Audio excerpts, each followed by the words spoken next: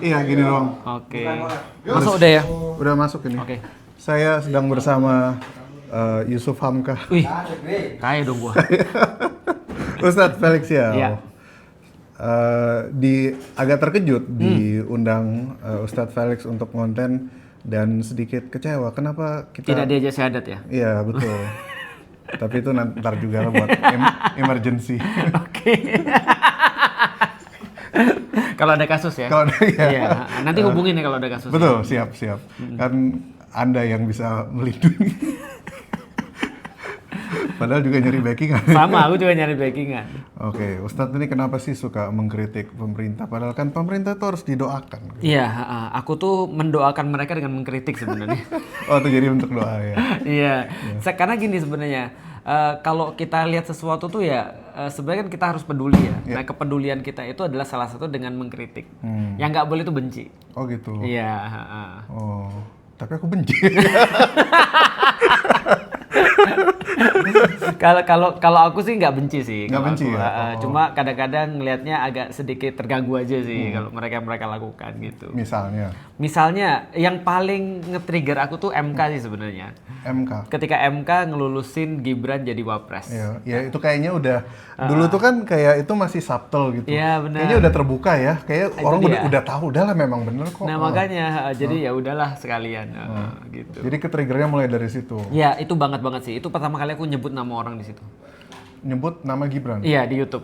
Yang sebelumnya aku nggak pernah nyebut nama orang ketika memberikan kritik atau memberikan saran. Lalu dengan apa namanya networknya Ustadz yang sudah cukup gede gini, itu apa backlashnya seperti apa? Banyak banget sih, khususnya pasti ya ada juga pendukung-pendukungnya kan ya.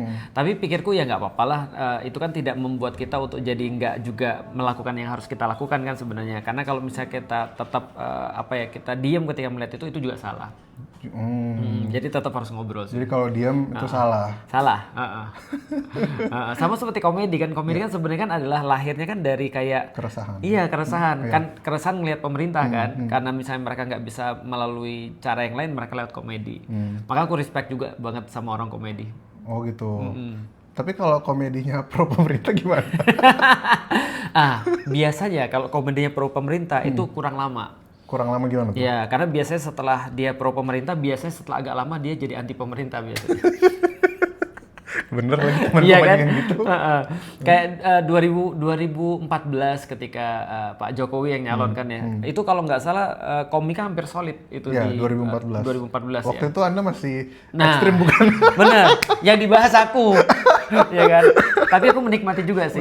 Karena bagiku ya tetap aja kritik itu apalagi komedi ya. Itu adalah menurutku seni yang sangat luar biasa sih. Karena efforts-nya tuh lebih besar daripada sekadar aku ngeritik. Nah, jadi komedi kalau ngeritik mikirnya 2 kali. Kalau aku kan mikirnya cuma sekali. Gitu. Iya mesti dilucuin kan? Iya mesti ditulis, mesti rapi, mesti lucu, nggak menyinggung dan segala macam. Jadi Ustadz benar-benar meskipun mengkritik konten yang monolog gitu, tetap ini ya, tetap udah ditulis dulu ya, tetap ada skripnya ya? Kalau aku kebetulan nggak, nggak cuma mikir aja sih. Mikir aja langsung tembak kritik. Tapi menariknya tau nggak apa? Apa tuh? Di 2014 sampai 2024 ya menurutku ya, itu yang ada adalah ustadz-ustadz radikal atau ulama-ulama radikal. Tapi sekarang yang ada adalah komedian radikal. Oh gitu. Nggak ada sekarang ustadz radikal. Iya ya. Karena udah pada masuk. Kayaknya bener ya. Udah pada masuk lagi. Betul. Aku kesini dengan ekspektasi, aduh mesti hati-hati nih. Lah sini bercanda nih lebih serem. Iya di sini candaan kita memang agak parah sih di sini. Tapi Ustadz Felix ngakuin nggak dulu sempat di hardcore begitu pemikirannya? Iya, aku merasa banget bahwasannya dulu itu aku banyak men-trigger orang ya. Aku banyak banget nge-trigger orang karena mungkin waktu itu kalau bahasaku sih gini, topeng yang aku punya belum banyak. Maksudnya jadi kan harusnya kan aku datang dengan orang dengan satu topeng, datang ke orang lain dengan topeng yang lain gitu kan ya. Atau ya dengan cara pendekatan sebenarnya. Nah, mungkin cara pendekatanku waktu itu kurang terlalu baik ya gitu. Sehingga nggak semua orang nangkep apa yang aku sampaikan. Si ini juga gitu dulu soalnya. Dan dia terbuka ngakuin. Ternyata Muslim. Oke, dia juga terbuka nyalain orang gini-gini. Akhirnya dia sadar ini salah gitu. Sampai akhirnya dia yang main sama Coki Pardede dan dia yang salah. Yang salah yang mana tuh? Dua-duanya Dua-duanya salah. Iya. Aku juga salah sih, aku juga main sama Coki. Iya, menurutku mungkin bukan salah sih, tapi kurang tepat aja kali Kurang ya. tepat. Iya, karena kadang-kadang ada banyak hal yang zaman dulu orang belum siap, sekarang udah siap. Misalnya misalnya apa tuh? misalnya contoh kayak kita ngomongin perbedaan, misalnya. Ada juga yang dulu orang sudah siap, sekarang belum siap. Contoh kayak gini deh, lu pernah nggak sih ketika pas kecil kita ngomongin Tuhan orang gitu, maksudnya kita jadiin canda-candaan? Waktu kecil pernah? Pernah kan ya? Pernah, Dan ada kita banyak ngobrol bercandaan kayak gitu. Bener, dan kita ngobrol-ngobrol aja kan Iya, ya. iya. Nah sekarang tuh kayak nggak bisa. Oh, Tapi ada juga yang dulu nggak bisa, sekarang udah mulai bisa. Misalnya kayak ngomong perbedaan antar agama, itu dulu juga ada yang nggak bisa, sekarang mulai terbuka. Kayak misalnya kayak ngomongin Chinese dulu kan nggak bisa, ya kan? Sekarang udah mulai kebuka kayak dan gitu-gitu. saya cukup malu mengakui Ustadz Felix jauh lebih Cina dari saya. Oh ya tentu. Aku tuh kayak sombong lagi. ketemu Erwin gitu kan ya. Aku kan ini tuh Cina tuh begini. Iya. Oh, udah diajarin. Karena aku masih punya nama Cina. Aku Apa namanya Cina? Xiao Chen Kuo. Xiao Chen Kuo. Xiao kan marga Chen Kuo Xiao. namaku. Terus apa namanya? Aku masih playlistku masih playlist Cina. Playlist lagu-lagu Cina. Jecho misalnya dan segala macamnya. Kayaknya kalau Meteor Garden Nah, ini apa namanya?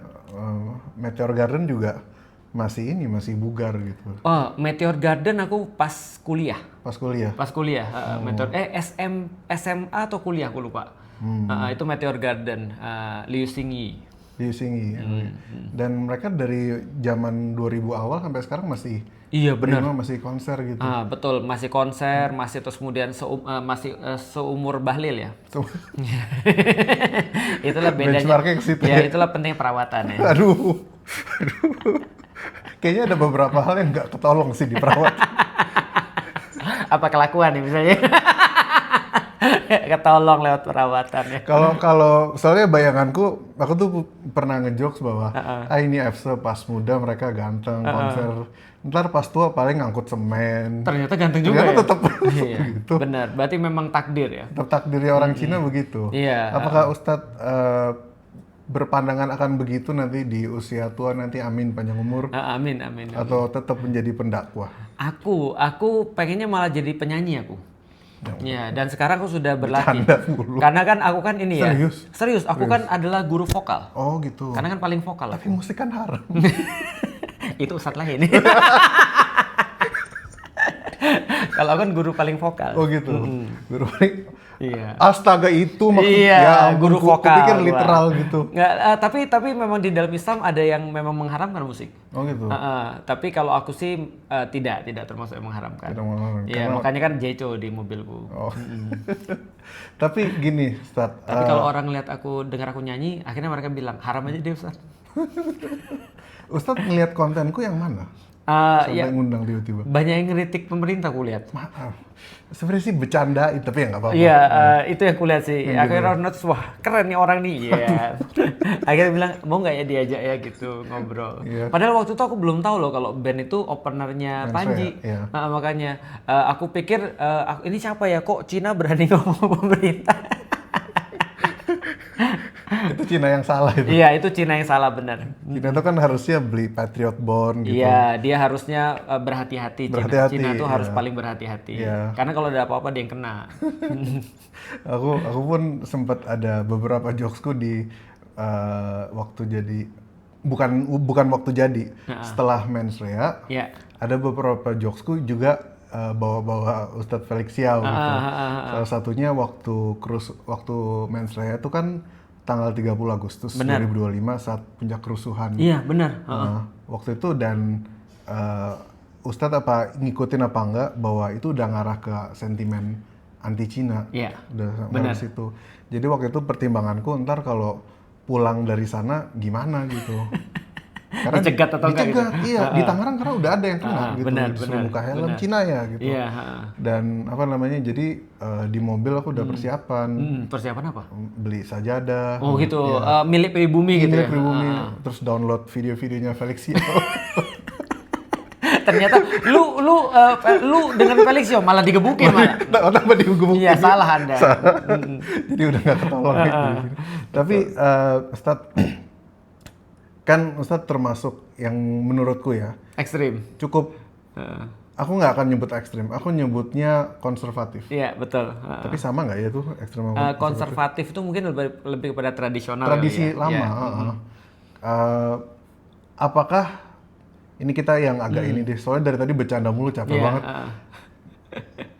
Apakah budaya dan secara agama Islam tuh bisa berasimilasi dengan sesuatu yang bertentangan dengan ajarannya? Misalnya Zoran Mamdani, wali kota New York, itu kan dia terbuka pro-LGBT. Nah kalau pandangan Ustadz gimana? Karena aku lihat di podcastnya sama Indahji, itu jelas ini pemikiran yang berbeda. Jelas nggak setuju. Cuman menurutku kurang tepat itu cara interview, karena kan diundang dan ngasih fakta segala macam gitu, tapi kayaknya agak terlalu mendiskreditkan. Jadi kayak aku pengen tahu kalau POV-nya seorang Ustadz Felix ya. Kalau POV-nya Islam misalnya ya, Islam itu sebenarnya sangat tradisional atau sangat kaku dalam bidang konsep dan metode, tapi sangat fleksibel dalam bidang penerapan. Jadi dia kayak apa ya? Jadi untuk bidang misalnya kayak keyakinan dia benar-benar kayak apa ya, harus begini misalnya. Tapi kalau untuk penerapan udah fleksibel aja gitu maksudnya. Nah misalnya kayak hajinya sih tetap ya dari dulu, cuma perginya bisa pakai pesawat, bisa pakai kapal. Emang pergi haji misalnya nggak harus pakai onta kan misalnya gitu. kayak di zaman Rasul. Sama kayak nilai-nilai ketika sholat itu juga harus ada, tapi penerapannya fleksibel banget. Wah indah sekali. Apakah saat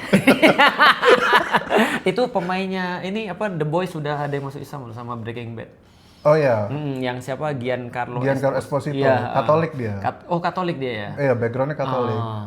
Main ini karakter Breaking Bad. Iya betul, Breaking Bad. Ring, beneran jadi Gus sekarang. Sudah jadi Gus sekarang ya. Nah jadi udah meledakan diri juga. Sudah kan di Breaking Bad udah meledak. Kita juga pas ngeluncurin single kita di Yuk Ngaji, alhamdulillah single pertama meledak. Iya, dan 3 luka-luka, 8 meninggal kayaknya ya. Waduh. Nggak, jadi artinya sih sebenarnya kalau misalnya kayak di kasusnya Indahji ya, aku sih nggak ada masalah sih, karena Islam tuh sangat benar-benar kayak fleksibel di bidang penerapan. Salah satunya adalah kalau kita berbeda pendapat sama orang, ya memang nggak harus semua harus sama sih sebenarnya. Dan mungkin ada beberapa orang kita lihat ketika kayak penerapan Islamnya itu atau prakteknya itu kadang-kadang mungkin lebih keras ya daripada yang lainnya, tapi bukan itu satu-satunya wajah Islam sih kalau aku lihat. Gitu. Oh jadi lebih intinya cukup fleksibel lah. Cukup fleksibel banget dalam bidang penerapan ya, walaupun dalam bidang konsep dan metode itu sangat kaku sekali. Dan aku sih ya, aku pikir ya sama kayak badan kita kan, tulang kan harus kaku, tapi kalau otot harus fleksibel. Makanya Ustadz Felixia juga mikir ada yang mengharamkan musik, ya udah gitu. Ya udah nggak apa-apa gitu kan ya. Mungkin karena memang itu pilihan dia. Anakku ngafalin Quran dan ketika anakku di mobil aku nggak puter musik untuk menghormati dia aja sih sebenarnya. Gitu. Karena kan dia sudah susah-susah ngafalin Quran misalnya, masa terus kemudian ketika di mobil dengerin musik misalnya. Jadi kan nggak konsen kan. Dia lagi ngapalin Quran di pesantren, di pesantrennya. Nah, jadi aku menghormati dengan cara nggak muterin musik. Gitu. Tapi pas dia pulang dia minta nonton anime. Ya udah kayak aku kasih lah, nggak apa-apa. Nah ini mungkin kalau ada orang tua lain itu nggak boleh ya, nggak apa-apa kita hormati kan, namanya kan orang kan beda-beda ya. Itu kan kalau jokesnya di internet tuh Wibu Rohis. Iya, Wibu Rohis, banyak loh Wibu Rohis. Banyak. Ya. Dan aku pikir ibunya kan kadang-kadang bilang begini, wah gimana tuh anakmu tuh, lihat tuh kerjaannya gini. Aku bilang kamu ngarep apa, bapaknya aja nonton. Seorang ustadz lagi. Iya, pikirku justru harusnya sih seorang yang, kalau ustadz mungkin terlalu tinggi ya, anggap aja pengajar lah ya. Harusnya dia pertama kali yang paling penting adalah dia harus relate dengan orang-orang yang lain. Karena kita nggak bisa ngajarin orang kalau kita nggak relate dengan orang itu. Nah jadi minimal kita tahu apa yang terjadi dan kita bisa relate dengan orang. Apalagi kalau One Piece misalnya kayak Naruto itu kan, sebelum aku masuk Islam aku udah nonton dia. Gitu. Setelah masuk Islam ya kita tetap nonton. Jadi buat apa? Nggak ada hubungannya dong. Jadi buat apa dijelasin? Kadang-kadang ada orang bilang ini, oh ini pasti namanya ini kayak strategi aja nih, kayak jadi wibu supaya bisa deketin orang. Aku bilang lah, aku nonton itu sebelum masuk Islam itu maksudnya. Gitu. Lah emang bener. Iya gitu. Kayak ini sempat ada salah satu partai yang bisa dibilang cukup Islami lah, PKS. PKS ya. Itu kan sempat bikin kayak event-event di anime convention gitu. Oh, yang kemarin ditumpuk itu bukan ya? Aduh aku lupa, tapi ini udah lama sebenarnya. Ya, bukan. Jadi katanya mungkin ini salah satu caranya untuk enggak. Iya, memang itu juga nggak salah sih menurutku sih. Nggak salah juga sih, karena setiap agama itu kan pasti promosi ya. Atau jangankan agama lah, namanya kayak pemutaran film aja pasti promosi kan ya. Nah jadi ketika mereka promosi, mereka mau terus melakukan itu, ya bisa-bisa juga sih. Cuman kadang-kadang failnya karena nggak ngerti culture-nya aja sih. Contoh kayak gini misalnya, ini bahas bukan satu partai aja ya, tapi mungkin semua orang, bukan hanya agama ya. Kadang-kadang ada orang masuk ke dalam sesuatu, jadinya kayak sok tahu. Bedanya dengan biasanya orang baru masuk kayak gitu tuh. Nah itu, jadi supaya jangan sampai kita jadi kayak gitu juga sih sebenarnya. Jangan sampai kayak kita jadi kayak sok tahu gitu. Berarti ini maksudnya nyindir orang yang baru convert atau gimana? Hampir semua. Jadi misalnya contoh ada orang yang mau convert, yang baru convert juga kayak gitu. Orang yang baru belajar misalnya kayak komedi juga bisa jadi gitu. Kita pernah bahas sama Panji, misalnya kalau ada orang bahas komedi, harusnya tuh begini tuh cara buat punchline misalnya. Kalau nggak gini tuh salah. Nah itu kan biasa juga ya. Orang baru belajar kayak bela diri juga begitu. Tapi yang tadi aku maksud adalah cara orang untuk nge-guide orang-orang yang lain. Nge-guide. Kadang-kadang dia contoh misalnya kayak mau dianggap ngerti tentang anime, tiba-tiba buat acara anime, padahal orang-orang nggak ngerti, bukan komunitas dan segala macam. Nah harusnya sih caranya lebih subtle sih menurutku. Gimana caranya? Seperti ini ya? Iya, misalnya kayak gini misalnya. Misalnya contoh kita nge-guide orang-orang yang memang sudah pro di situ. Nah itu kan lebih enak ya, karena kita jadinya humble juga kan, bukan karena kayak mau menang sendiri gitu. Oke, pertanyaan terakhir. Menurut Ustadz, apa yang perlu di-improve dari umat Muslim Indonesia? Banyak banget sih, tapi kalau aku boleh bilang satu hal aja ya, 10 tahun terakhir, dari awal aku masuk Islam ya, tapi ya 10 tahun terakhir ini benar-benar kita coba ya. Lebih tepatnya lagi 5 tahun terakhir. 5 tahun terakhir. Berpikir kritis. Itu menurutku ya, kalau andai kan itu di-improve, itu bakal improving yang lain semuanya. Seperti apa tuh? Misalnya contoh ya, kasus-kasusnya sekarang, pelecehan seksual di pesantren. Aku sebenarnya mau nanya itu, tapi agak tapi dia silakan. Itu karena berpikir kritis. Abusive of authority. Itu juga karena berpikir kritis. Sebenarnya itu hampir semua tempat yang ada otoritanya tuh pasti begitu kan. Benar. Terus kemudian tadi penyalahgunaan otoritas ya. Terus kemudian kayak kemalasan. Dan bahkan solusi bagi negeri ini, insya Allah Indonesia itu problemnya adalah berpikir kritis. Makanya kenapa aku nggak suka MBG. Itu karena salah satu adalah kenapa kamu nggak memprioritaskan berpikir dulu. Karena Sun Tzu itu aja, dia bukan muslim ya Sun Tzu ya, tapi Sun Tzu kan ngomong kalau ada kalau ada senjata, ada makanan, ada harapan atau pendidikan lah gampangnya ya. Nah 2 ini boleh diserahin, tapi yang ini jangan nih. Karena orang yang nggak makan, orang yang nggak punya senjata tapi masih makan bisa buat senjata. Orang yang nggak punya senjata dan nggak punya makan tapi punya harapan, punya ilmu, bisa buat semuanya. Tapi kalau dia nggak ada harapan dan punya dua-duanya, habis. Tapi ironisnya kan soal tidak berpikir kritis tuh secara langsung nggak langsung tuh kan agak by design ya. Nah itu dia. Dan mau tau nggak, Islam itu justru adalah agama yang pertama kali turun ayatnya suruh mikir. Oh gitu. Nah itu justru bukan artinya yang baca ya, Iqra. Nah Iqra baca, keren banget, udah cocok nih. Udah cocok.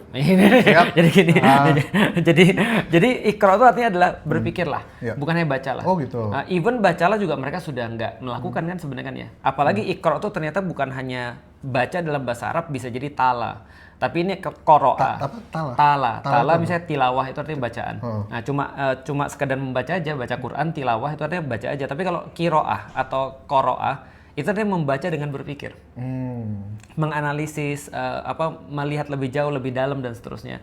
Nah, artinya mikirnya adalah pertama-tama yang diajarkan, dan Nabi Muhammad tuh ngajarin bahwasanya kamu harus mempertanyakan segala sesuatu. Bahkan di dalam Al-Quran yang paling parah salah satu adalah orang-orang ketika ditanya, kenapa kamu berbuat begini? Mereka bilang, karena nenek moyangku begini. Karena orang tuaku begini.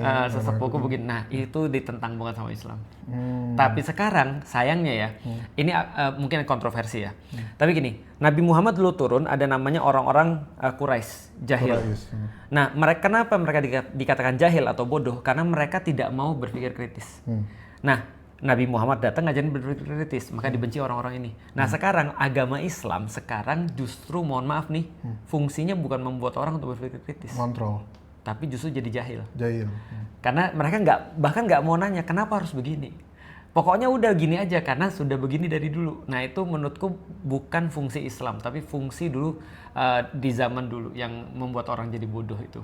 Nah harusnya agama bukan membodohi, justru harusnya adalah agama tuh memberikan kita untuk lebih banyak mikir. Jadi berpikir kritis kalau aku bisa satu hal yang aku harus ini. Makanya salah satu case di kekerasan seksual pesantren itu kan karena ya udah nurut aja ini. Lu bayangin, masa alasannya ada penyucian rahim. Orang gila.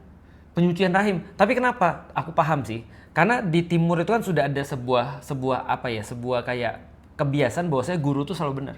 Setidaknya nggak kayak di barat yang memang keterlaluan ya. Mereka kritis tapi kadang-kadang keterlaluan juga. Misalnya kayak gurunya dikeplak misalnya atau gurunya diprank. Di sini kan benar-benar menghormati guru ya. Tradisi timur kayak orang Cina juga menghormati guru banget.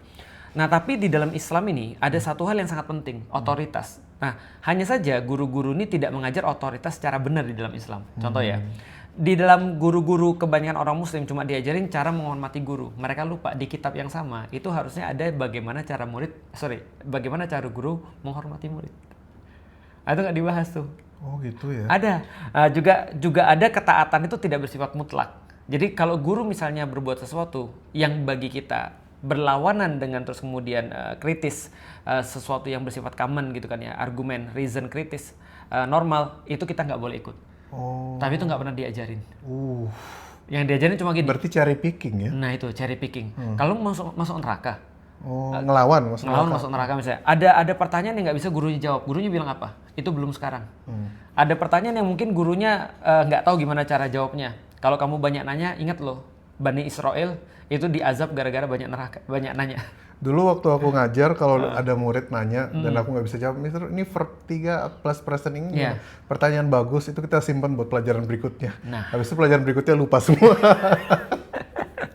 Nah itu padahal di dalam Islam ya, bayangin ya, ada banyak ulama, salah satunya mengatakan begini, yang lain berkata hampir-hampir sama. Ada satu jawaban yang sangat mulia yang banyak guru-guru lupakan, yaitu adalah tidak tahu.